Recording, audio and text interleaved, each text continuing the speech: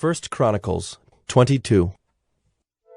Then David said, Here shall be the house of the Lord God, and here the altar of burnt offering for Israel.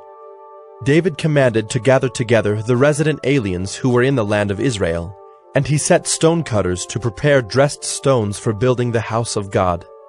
David also provided great quantities of iron for nails for the doors of the gates and for clamps, as well as bronze in quantities beyond weighing, and cedar timbers without number, for the Sidonians and Tyrians brought great quantities of cedar to David.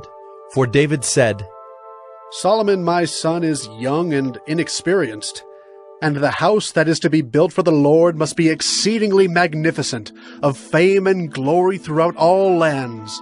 I will therefore make preparation for it. So David provided materials in great quantity before his death. Then he called for Solomon his son, and charged him to build a house for the Lord, the God of Israel. David said to Solomon, My son, I had it in my heart to build a house to the name of the Lord my God.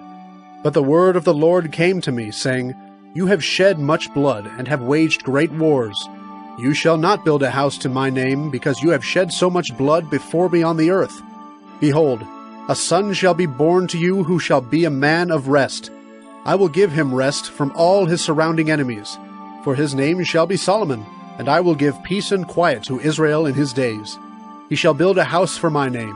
He shall be my son, and I will be his father, and I will establish his royal throne in Israel forever. Now, my son, the Lord be with you, so that you may succeed in building the house of the Lord your God, as he has spoken concerning you. Only may the Lord grant you discretion and understanding, that when he gives you charge over Israel, you may keep the law of the Lord your God. Then you will prosper if you are careful to observe the statutes and the rules that the Lord commanded Moses for Israel.